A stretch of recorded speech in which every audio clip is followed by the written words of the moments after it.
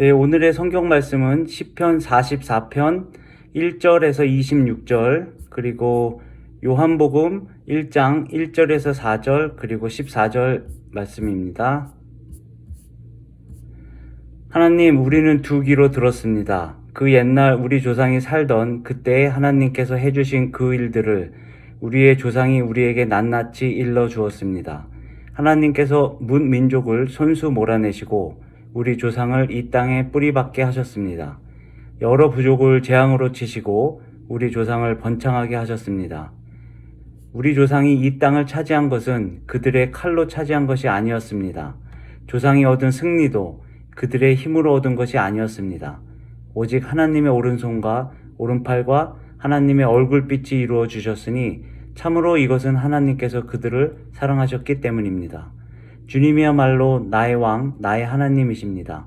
야곱에게 승리를 안겨주신 그 주님이십니다. 주님을 의지하였기에 우리는 우리의 적을 쳐부술 수 있었으며 우리를 공격하여 오는 자들을 주의 이름으로 짓밟을 수 있었습니다. 내가 의지한 것은 활이 아닙니다. 나에게 승리를 안겨준 것은 칼이 아닙니다. 오직 주님만이 우리로 하여금 적에게서 승리를 얻게 하셨으며 우리를 미워하는 자들이 수치를 당하게 하셨기에 우리는 언제나 우리 하나님만 자랑합니다. 주의 이름만 끊임없이 찬양합니다. 그러나 이제는 주께서 우리를 버리시고 우리를 싫어하셔서 우리 군대와 함께 출전하지 않으셨습니다. 주께서 우리를 적에게서 밀려나게 하시니 우리를 미워하는 자들이 마음껏 우리를 약탈하였습니다. 주께서 우리를 잡아먹힐 양처럼 그들에게 넘겨주시고 여러 민족 사이에 흩으셨습니다. 주께서 주의 백성을 헐값으로 파시니 주의 군대가 얻을 이득이 아무것도 없습니다. 주께서 우리를 이웃의 조롱거리로 만드시고 주위의 조롱과 웃음거리로 만드십니다. 주께서 우리를 문민족의 이야기거리가 되게 하시고 여러 부족의 조속거리가 되게 하십니다. 내가 받을 치욕이 온종일 나를 따라다니고 부끄러워서 얼굴을 들 수조차 없습니다. 이 모든 것은 조롱하는 무리와 욕하는 자의 소리 때문입니다. 원수와 보복하는 자 때문입니다. 이 모든 일이 우리에게 닥쳤으나 우리는 주님을 잊지 않고 주의 언약을 깨트리지 않았습니다. 우리의 마음이 다른 곳으로 등을 돌린 적도 없고 우리의 발이 주의 길을 벗어난 적도 없습니다. 그러나 주께서는 우리를 승냥이의 소굴에다 밀어넣으시고 죽음과 같은 어둠으로 덮으셨습니다. 우리가 우리 하나님의 이름을 잊었거나 우리의 두 손을 다른 신 앞에 펴 들고서 기도를 드렸다면 마음의 비밀을 다 아시는 하나님께서 어찌 이런 일을 알아내지 못하셨겠습니까? 우리가 날마다 죽임을 당하며 잡아먹힐 양과 같은 처지가 된 것은 주님 때문입니다. 나의 주님, 깨어나십시오. 어찌하여 주무시고 계십니까? 깨어나셔서 영원히 나를 버리지 말아 주십시오. 어찌하여 얼굴을 돌리십니까? 우리가 고난과 억압을 당하고 있음을 어찌하여 잊으십니까? 아, 우리는 먼지 속에 파묻혀 있고 우리의 몸은 땅바닥에 붙어 있습니다. 일어나십시오. 우리를 어서 도와주십시오. 주의 신실하심으로 우리를 구하여 주십시오. 다음은 요한복음 1장 1절에서 4절 그리고 14절 말씀입니다. 태초에 말씀이 계셨다. 그 말씀은 하나님과 함께 계셨다. 그 말씀은 하나님이셨다. 그는 태초에 하나님과 함께 계셨다. 모든 것이 그로 말미암아 생겨났으니 그가 없이 생겨난 것은 하나도 없다. 그의 안에서 생겨난 것은 생명이었으니 그 생명은 모든 사람의 빛이었다.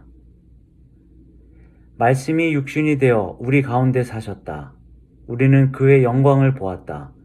그 영광은 아버지께서 주신 독생자의 영광이며 그 안에는 은혜와 진리가 충만하였다.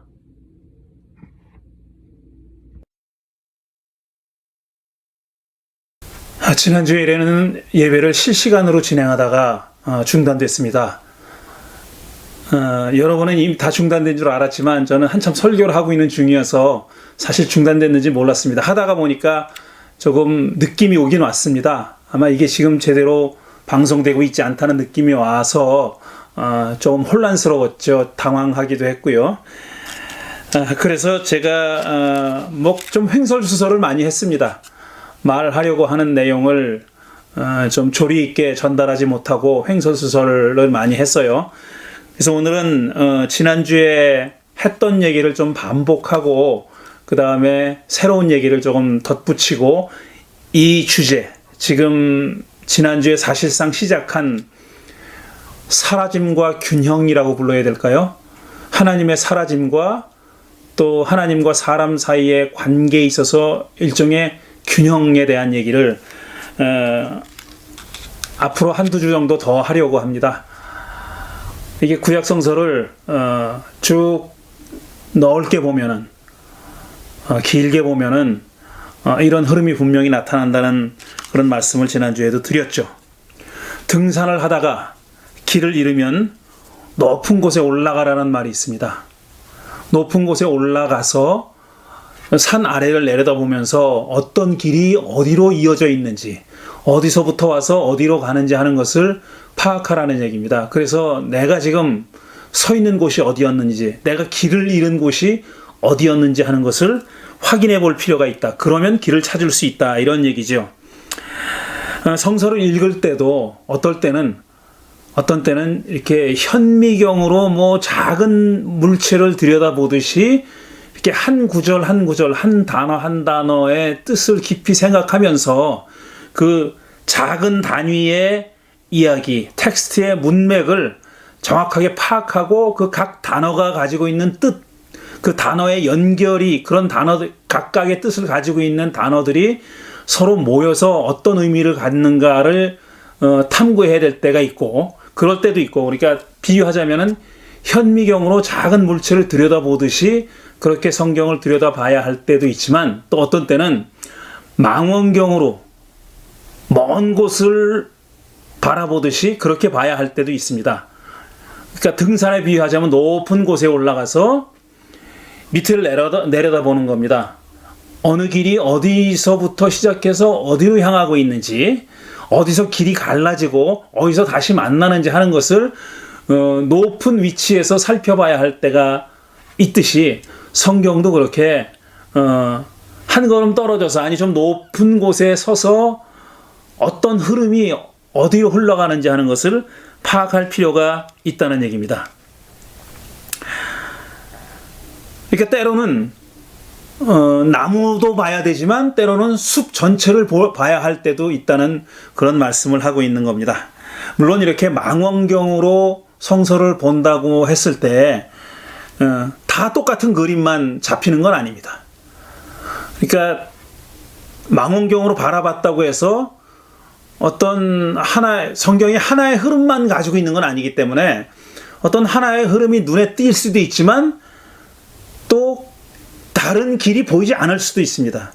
그러니까 높은 곳에 올라가서 본다고 해서 모든 길이 다 보이는 건 아니죠. 자기 시야가 제한돼 있으니까 제한된 시야에서만 어떤 길이 어디로 와서 어디로 가는지 하는 것이 보이는 거지, 모든 등산로가, 모든 길이 다 보이는 건 아니지 않습니까? 그러니까 우리가 망원경으로 성서를 읽는다고 해도 어떤 제한된 흐름만 우리가 파악할 수 있다는 겁니다. 제가 그런 흐름 가운데 하나를 지금 말씀드리고 있는 거죠. 그게 하나님의 사라짐과 사람의 부상, 사람이 드러나는 것, 사람의 역할이 드러나는 것, 이런 흐름이 있다는 말씀을 드리는 겁니다. 저는 지난주에 구약성서에서 하나님이 처음에는 굉장히 사람들과 친밀했다는 말씀을 드렸습니다. 굉장히 친밀했습니다. 그리고 사실 하나님이 사람을 창조하실 때 당신의 형상대로 창조하셨다는 말은 하나님과 사람 간의 동질성을 얘기하는 거예요. 그러니까 겹치는 부분이 많다는 겁니다. 동일한 부분이 많다는 거예요. 물론 다 똑같다고는 말씀할 수 없지만 동일한 부분이 많다. 많은 부분에서 하나님과 사람은 공유하고 있는 속성이 있다는 얘기입니다. 그게 비슷하다는 얘기죠. 상당히 비슷하고 또 친밀하다는 얘기입니다. 당신의 형상대로 사람이 창조됐다는 얘기는 하나님과 사람 사이의 어떤 친밀한 관계를 표현하고 있는 말이죠. 그도 그럴 것이 창세기 2장 3장을 보면은 하나님과 사람들이 아담과 하와가 저녁에 해질 무렵이 되면 뭐 동산을 이렇게 산책하고 거닐었다고 표현하고 있습니다. 그런 식으로 표현하고 있죠.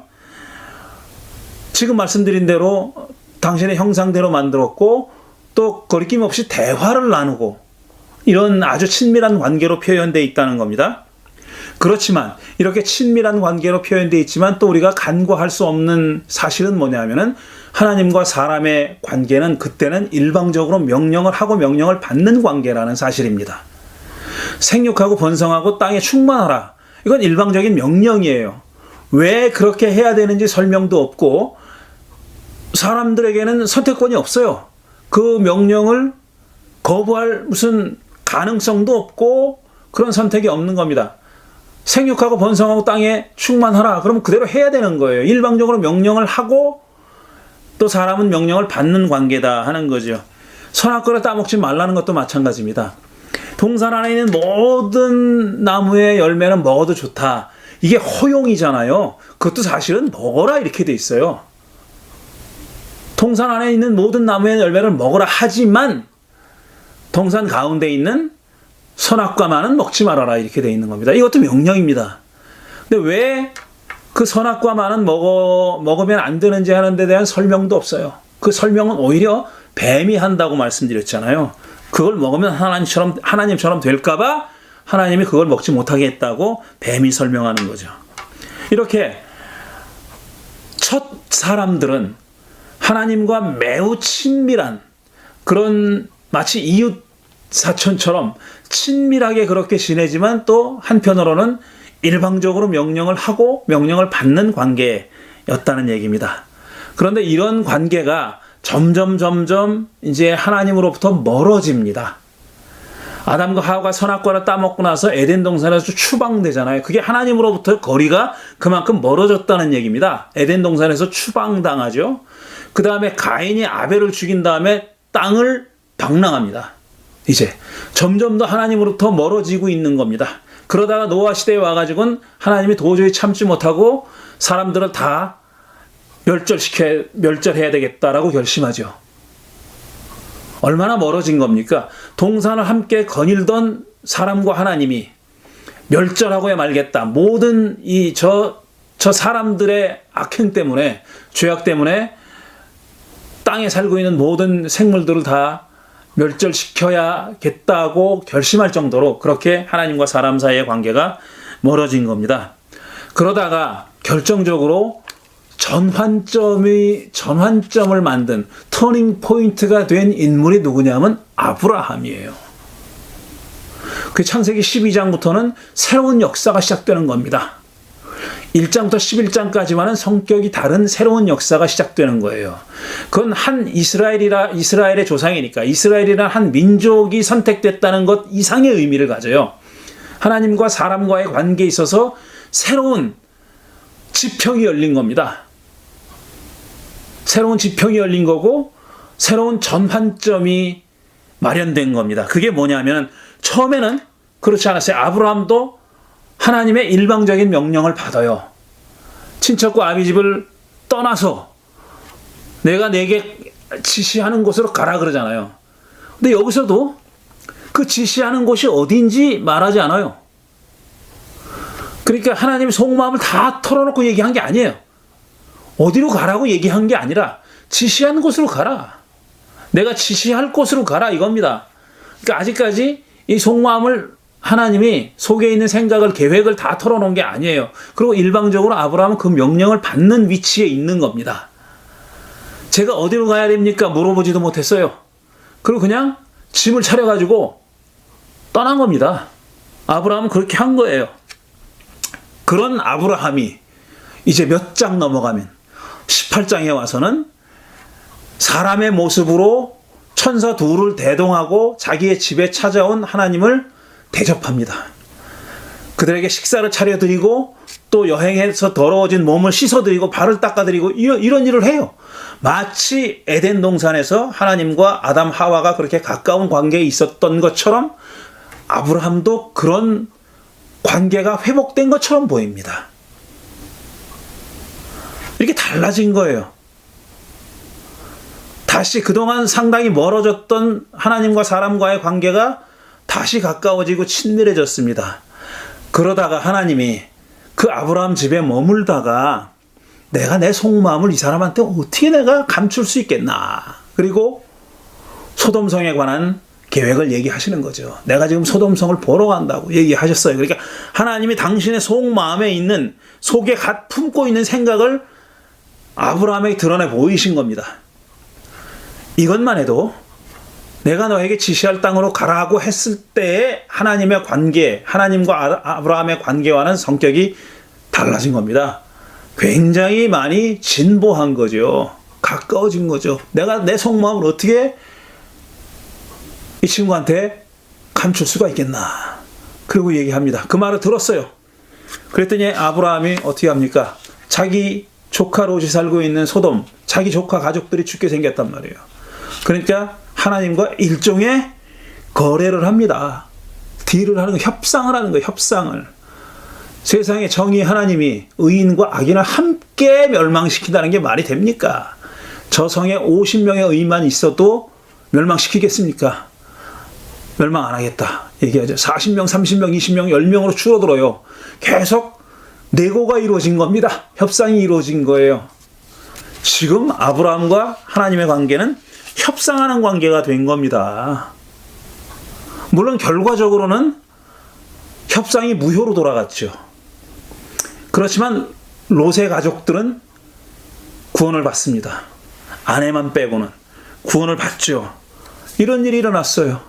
그 다음에 그의 손자 야곱 때 와서는 아브라함과 야곱이 씨름하는 창세기 32장이 있지 않습니까? 이건 너무나도 정말 하나님과 야곱의 관계가 얼마나 가까운지를 보여주는 거예요. 서로 땀 냄새가 나고 아주 그 격한 숨소리를 서로 나누면서 한판 씨름을 밤새도록 했다는 거 아니에요. 게다가 또 야곱이 이겼어요. 하나님이 야곱을 이길 수 없다는 걸 깨닫고 환도뼈를 쳐가지고 반칙을 해서 그를 쓰러뜨립니다. 그리고 나서 그의 이름을 바꿔주고 그를 축복해주죠. 그러니까 야곱이 원했던 것을 받습니다. 그리고 야곱이 원했던 축복을, 내게 축복해주지 않으면 당신을 놔드리지 않겠습니다. 축복을 해줘요. 게다가 기대하지도 않았던 이름이 바뀌는 그런 일까지 벌어졌죠.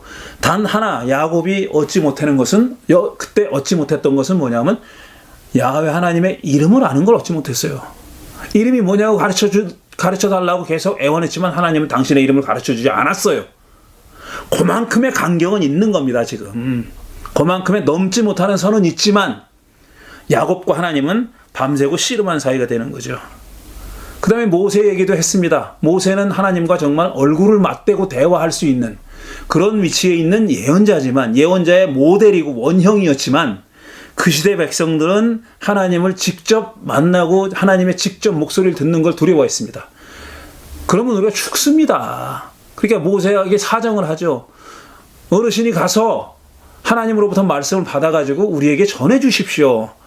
그러면 우리가 듣겠습니다. 하나님으로부터 거리를 만들어요. 백성들이 무섭다고 두렵다 그러면서 하나님으로부터의 거리를 만들어요. 하나님이 백성들과 거리를 만들려고 했던 기색은 보이지 않아요. 그런 움직임은 보이지 않는데 백성들이 그 거리를 만듭니다.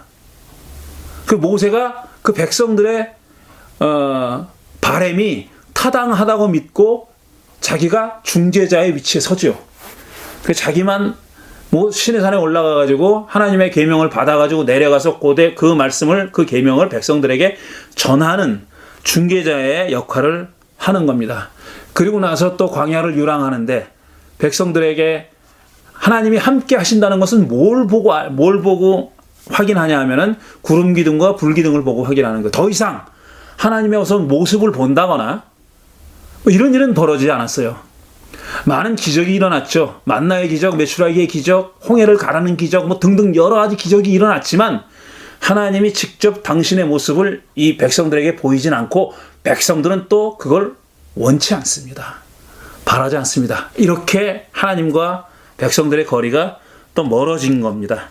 급기야는 광야 유랑을 마치는 시점에서 지난주에 읽었던 신명기 30장에서 하나님이 이렇게 말씀하시죠. 그날에 내가 그들에게 격렬하게 진노하여 그들을 버리고 내 얼굴을 그들에게서 숨길 것이다. 내 얼굴을 그들에게서 숨길 것이다. I will hide my face from them, from the people. 그랬어요. 내가 내 얼굴을 그들에게서 감출 것이다. 숨길 것이다. 그렇게 얘기한 겁니다. 그래서 그들은 온갖 재앙과 고통이 덮치는 날 이렇게 말할 것이다. 우리 하나님은 우리 가운데 계시지 않기 때문에 이런 재앙이 덮치고 있구나 라고 탄식할 것이다. 그러니까 하나님이 당신의 얼굴을 숨겼기 때문에, 자기들로부터 숨겼기 때문에 이런 재앙이 자기들에게 닥쳐왔다고 얘기할 것이다 라는 얘기입니다. 이렇게 점점 이스라엘과 하나님 사이에 거리가 멀어집니다. 점점 멀어져요. 그 다음에 왕제도가 생기고 또 제사장이 나오고 그 다음에 예언자들이 등장하고 제사장과 예언자와 왕의 역할들이 점점 커집니다. 그리고 잘 살펴보면은 이스라엘 백성들이 갖고 있는 권한도 점점 커집니다. 그래서 북쪽 이스라엘에서는 왕을 백성들의 뜻대로 갈아치우기도 합니다. 남쪽 유다는 다윗의 후손들이 계속 왕이 됐지만 북쪽 이스라엘에서는 계속 정변이 일어나서 왕위가 갈리고 왕가가 바뀝니다. 왕의 집안이 패밀리가 바뀌어요. 그건 그만큼 북이스라엘 백성들의 어떤 정치적인 파워가 강해졌다는 거예요. 그리고 북이스라엘에서는 하나님이 큰 역할을 하지 않으세요. 그냥 하나님의 입장에서 보면 내버려 두는 것 같이 보이는, 그래 백성들의 입장에서 보면 하나님이 자기들의 일에 관여하지 않고 참여하지 않고 이래라 저래라 하지 않고 역사를 이끌어 가시지 않고 그냥 내버려 두는 것 같이 보입니다. 그러다가 721년도에 아시리아에게 멸망당해요. 남쪽 유다도 비슷한 과정을 겪습니다. 점점 하나님의 어떤 섭리라고 할까, 하나님의 역사 개입의 빈도와 강도가 점점 줄어듭니다. 그 자리를 누가 메꾸느냐? 사람들이 메꾸는 거예요. 왕이나 예언자나 아니면 현자들이나 제사장들이나 이런 사람들이 하나님의 해왔던 역할을, 하나님이 직접적으로 이 백성들의 역사에 관여해가지고 일으켰던 일들을 그들이 대신합니다. 전쟁은 왕이 대신하고, 하나님의 계획과 뜻을 전하는 사람들은 하나님이 직접 하지 않고 이제 예언자들이 합니다. 그 다음에 백성들과 하나님 사이에 가교 역할을 하는, 중개자 역할을 하는 사람들은 누구냐면 제사장입니다. 제사장들이 제사를 드림으로써, 제사를 통해서 하나님께 백성들의 소원을 아뢰고 또 하나님이 원하신다고 생각하는 것을 자기들이 행하는 겁니다. 그게 제사죠. 제의죠. 제사죠. 그렇게 벌어지는 겁니다. 점점 이 하나님의 포션이, 하나님의 분량이 줄어들고 사람들의 분량이 점점 늘어난 거죠. 그렇게 사람들의 역할과 지위가 커지고 높아진 겁니다. 그러면서 점점 하나님은 어떻게 되느냐? 역사의 무대에서 사라집니다. 그러다가 구약성서 마지막 시기에 가면은 하나님이 등장하지 않습니다. 그게 에스더서입니다. 에스더서에는 하나님이란 이름도 등장하지 않고 하나님이 아무런 역할도 하지 않습니다. 그리고 하나님이 그렇게 사라진 시대에 하나님이 더 이상 등장하거나 나타나지 않고 완전히 사라져버린 시대에 우리가 어떻게 하나님을 믿을 것인가를 따져 물은 책이 욥기와 전도서예요. 욥기는 우리가 하나님이 없이, 하나님 없는 시대에 우리가 어떻게 살 것인가 하는 것을 처절하게 물어본 책입니다. 그러니까 죄 없이 고통당하는 욥은 말하자면 하나님이 지금 안 계신 거나 마찬가지입니다. 정의의 하나님이 안 계신 거나 마찬가지예요. 이 구부러진 길을 바르게 하고 실현되지 않은 정의를, 지금 만연한 부정의를 바로잡아서 정의로운 세상을 만들어 내야 하는 책임이, 그 역할이 하나님께 있다고 믿었는데 그런 하나님이 아무 역할도 안 하고 그냥 잠잠하니까 하나님을 불러내고자 하는 인물이 바로 욥인 겁니다. 그래서 이 구약성서 시대 마지막 시기에 불러진 시편의 많은 시들에는 시인들은 왜 하나님이 당신의 얼굴을 가리십니까?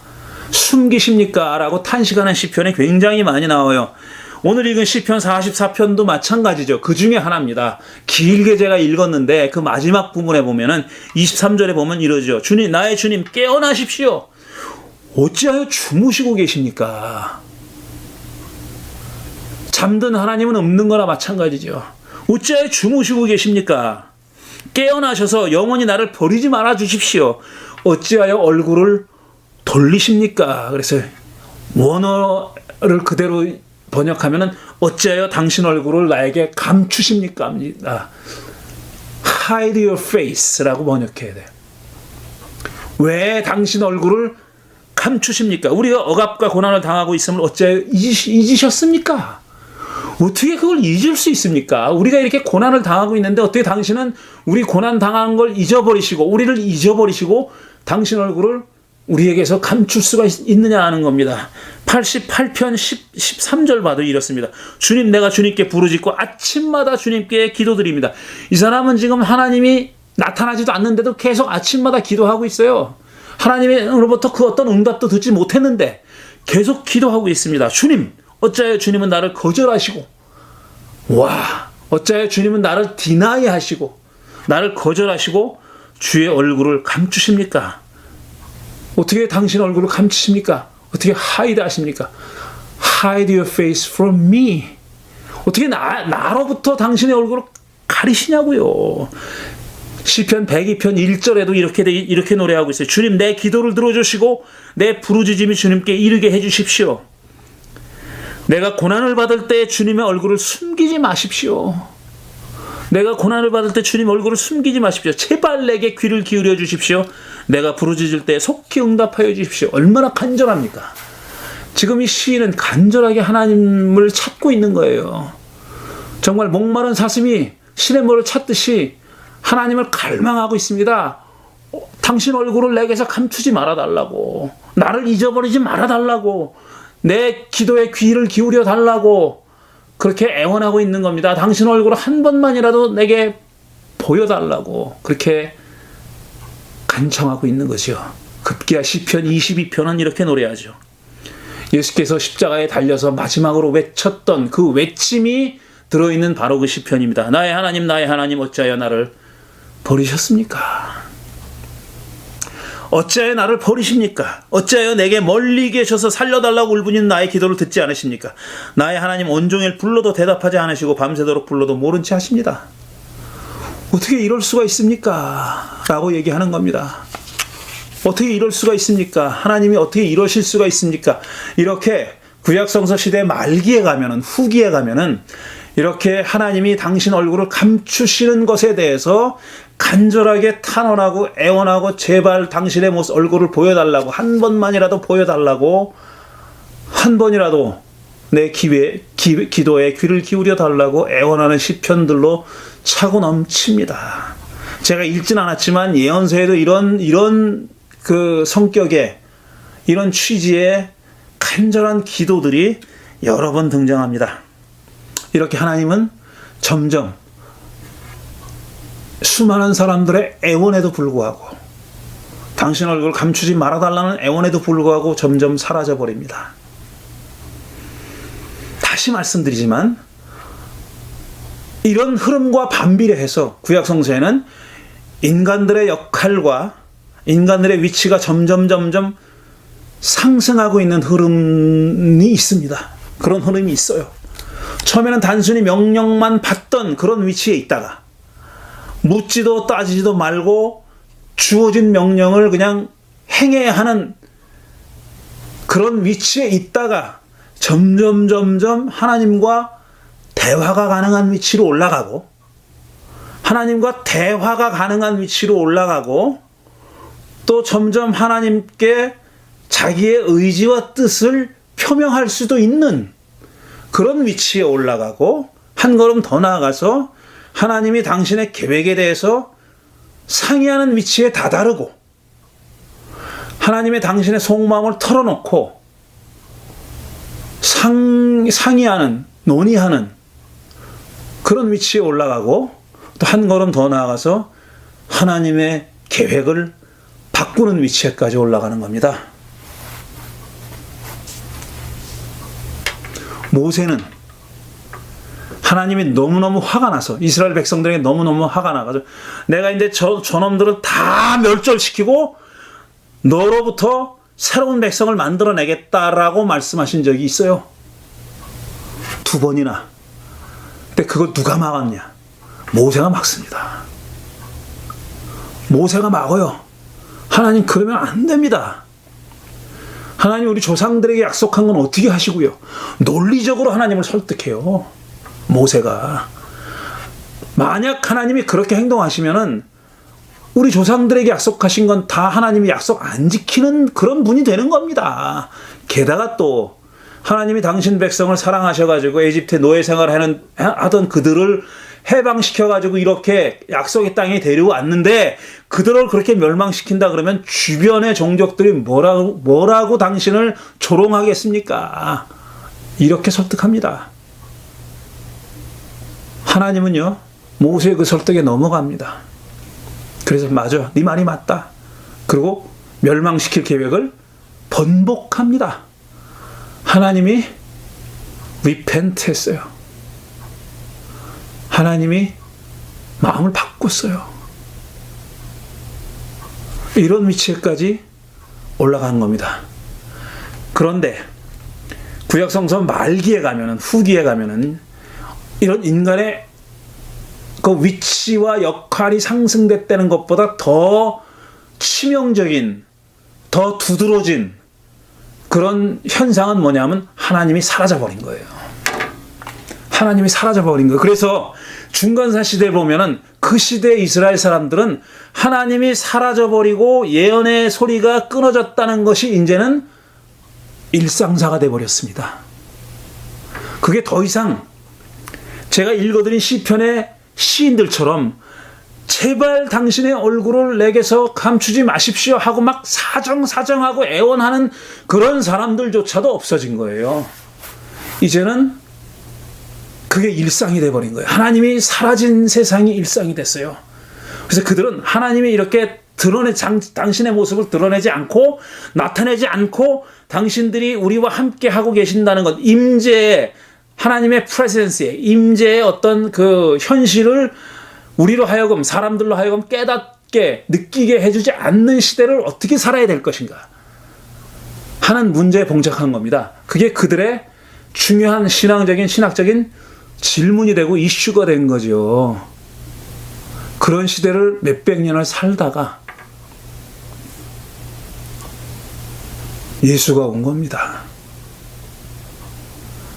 그런 중간사 시대를 몇백 년을 살다가 200년, 사람들에 따라서 200년 혹은 400년을 살다가 예수가 온 거예요.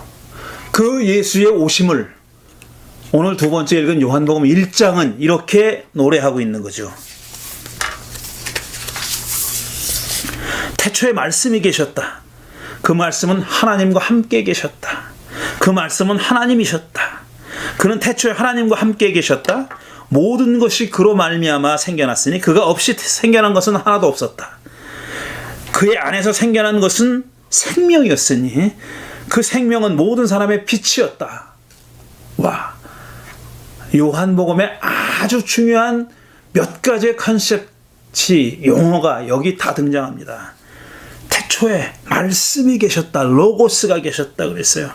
그 말씀이 하나님과 함께 계셨다. 임마누엘, 하나님과 함께 계셨다라고 얘기하죠. 그 말씀이 또 하나님이셨다.